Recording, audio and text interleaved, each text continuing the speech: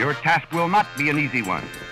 Your enemy is well-trained, well-equipped, and battle-hardened. There is not a liberal America and a conservative America. There is the United States of America.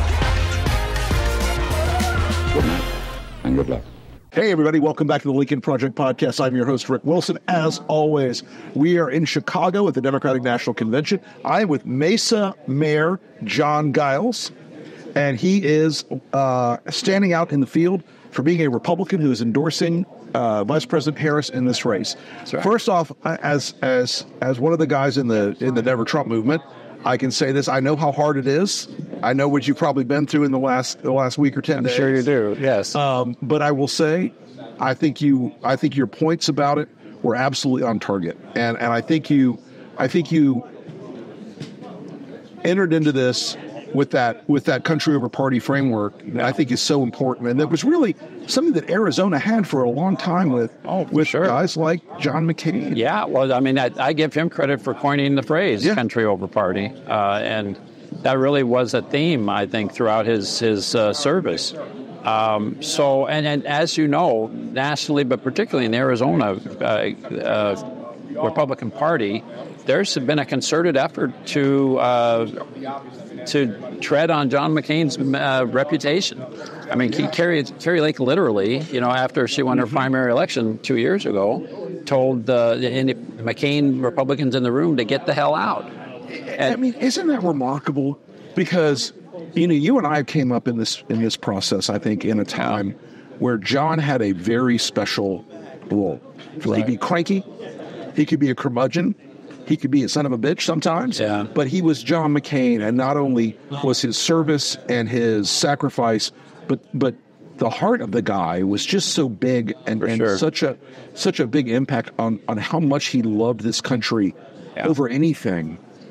Someone asked me a few days ago, where do you think John McCain would be at if where he's still with us? Right. And I said, there's zero question in my mind where he would be at. Zero. You saw the way he responded to Donald Trump, while he was in the Senate. So he would not be in the camp of the Ted Cruz's and the Lindsey Grahams. No. He would be very outspoken. There would be a national, back and forth dialogue between Donald Trump and John McCain going on 100%, every day. 100%. I think John would be out there punching him in the face for the outrageousness of a lot of the things he's done and said. I mean, is part of your argument on it just like it's like the rule of law is so important. If you're a real conservative, the rule of law and the Constitution and the protection of that. It feels very centered for you. Well, it does, and people still, I could pull out my phone and show you the last 5 minutes worth of emails where people have told me I'm not a Republican. Sure. I dispute that. When we talk about policy, I can convince you that I'm a Republican. The problem is what you identified earlier. There is a certain bar when it comes to character, commitment to the Constitution, commitment to the rule of law, that even if you're a Republican and you can't get over that bar, I'm not voting for you. And not only that, I'll vote against a Democrat over you because you're a threat to the Republic. I say this all the time. I'm going to hear what you think about this. I'm sure there are going to be things that President Harris does that I disagree with. For sure. That I wake up and go, God bless it. I wish she wouldn't do that. But on the other hand, I don't wake up thinking she'll burn down the Constitution. Right. No. And that I think is where you are. When you made your statement, that's sort of where it came in with me too. It's like the normalcy of who she is. Mm-hmm. She's an American. She's in the great tradition, of a center-left Democrat. Right. And that's explicable. We understand how that is. We understand who that is. And I can even admire her for that. I mean, I'm a compassionate person as well. Sure. And so I think we exercise our compassion in different ways, mm-hmm. And so I don't I can respect her and admire her as a person. I can't do that for the people that I see using political office and seeking political office in order to advance their personal agenda. Yeah, I think that's true, and I think you represent also that tradition of Republican mayors who are practical people. You want to get stuff done. I mean, it's not just the paving the potholes and fixing the sewers and all that. It's also making people's lives better. It's also improving everyday life, and which I mean, there's a strain in the MAGA part of the party that is assertively against that. It's like they think anything government doing to help anybody is bad. And then at the same time, they'll talk about small government. They'll say talk about their libertarian, principles, and then they're the first folks to want to take personal freedoms away. Barry Goldwater, going back to Arizona, iconic figures. Sure. Barry Goldwater, I have no question where he would be with Donald Trump as well. Slinging fire, I think, on Donald Trump. Yeah. Because he made John McCain look like a shrinking violet. Barry Goldwater was not a Republican; he was a libertarian. He was a libertarian. Yeah. That is for sure. There's a sort of Western libertarian streak in Arizona politics, always has been. And a lot of that, I think you're sort of one of the inheritors of that now. But one of the things that I was talking to somebody else the other day was, who said to me, there's a shocking number of Republican women in Maricopa and other places, in Arizona that are, if not pro-choice, they are stay the hell out of my personal business. Where do you think that's going to affect this election? Well, that's a huge issue in Arizona because, as you know, Arizona made news a few months ago because when Roe v. Wade went out the window, we reverted back to an abortion law that predated the Civil War. 1850 or something like that. Yes, and so, I mean, this was an absolute ban. Health and life of the mother, there were zero exceptions, and it was very punitive. Right. And so our Supreme Court said that's it. Because our conservative Arizona legislature, when they wrote the new law, went out of their way to say, in the unlikely event Roe is overturned, we're going back to the thou shalt not ever commit adultery. Abortion. Right. And it probably would do the adultery thing too. So in response to clarify, so we do need some constitutional language in Arizona on abortion, and so there's there's an initiative on the ballot, got 10 times the number of signatures it needed to get on the ballot. It's polling like in the 70s, right? One of the few things that's certain in life is that this is going to pass. Everyone is Republican, Democrat alike says, yes, we need our Constitution to address this. It's a fairly, it's a 22-week ban authorizes abortion. And then there's life of the mother. All of those things. So it's a fairly, most Republicans are not going to be...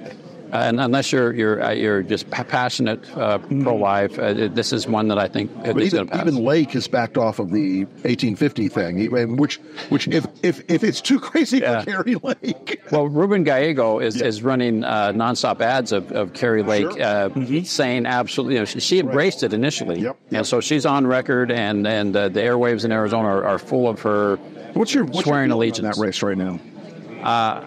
I think Ruben Gallego's got it in the bag. Unless Carrie Lake stops talking, the more that she's out campaigning, the more that she's on the radio and the television, the less votes she's going to get because she's just so over the top. It's turning everybody on. I remember in 2022 we were doing some ads out there, and somebody else had focus group one of her press conferences or something. And I'd never seen people dial down so fast on a dial group.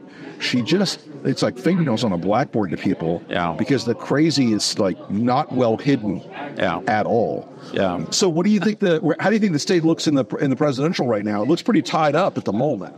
Yes, I'm worried. Maybe a little ahead. I'm worried because the polls are coming out saying that Harris is ahead, and the last thing we need is any complacency in Arizona. Right. Because unless Donald Trump is several points behind, he's going to win Arizona. Because just like everywhere, when people are being polled, they're not anxious to volunteer that they might vote for Donald Trump. Yeah.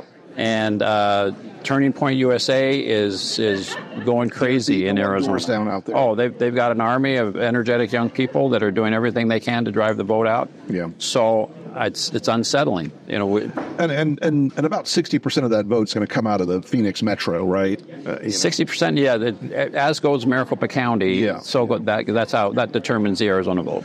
So what is your sense out in? I know Mesa is a different flavor than Phoenix, but what is your sense in the state of like, is immigration or economics or the culture war? What's driving the vote out there right All now? of those things. I would say my Republican friends are voting with their pocketbook. And, Okay. Obviously, we're a border state, so that's a relevant issue for us. But I think the people that I know who are my friends who are saying, I'm going to hold my nose and vote for Donald Trump because there's more money in my wallet when Donald Trump's the president than not.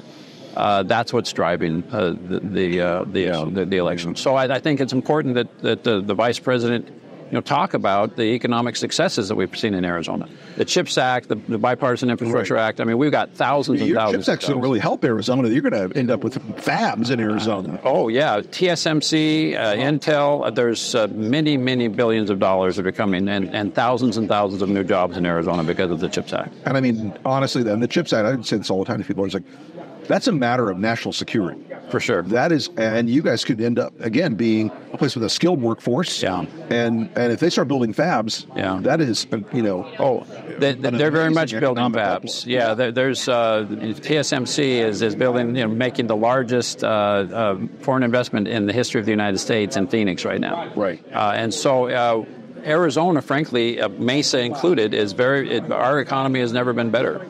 Sure. There are way more jobs than there are people.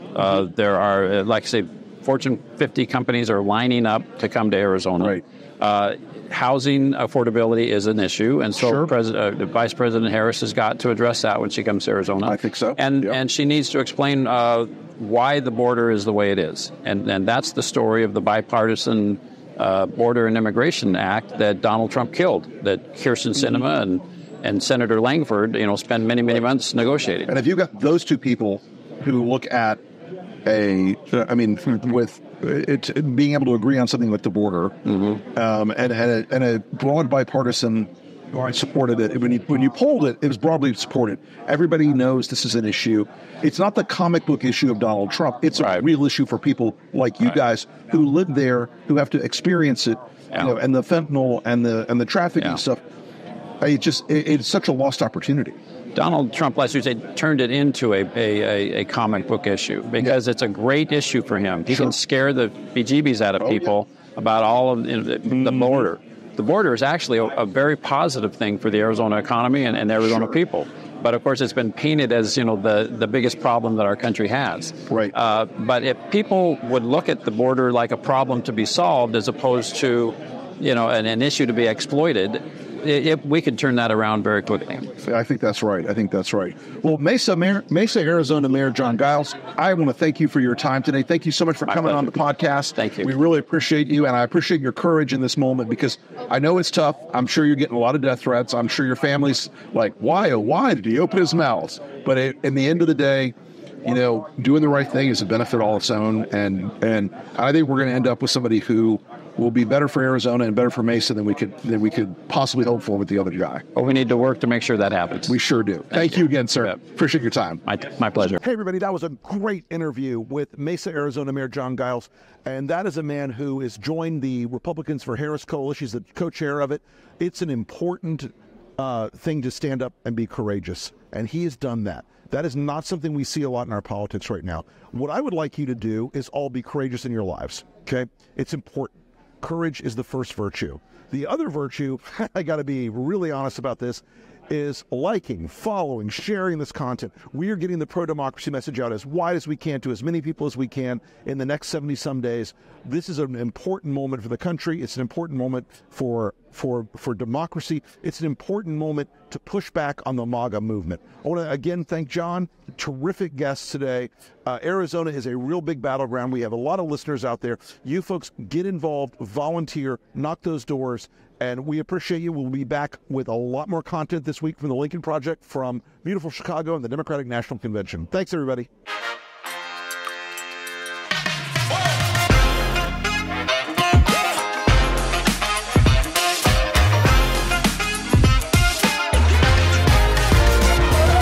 Good night and good luck.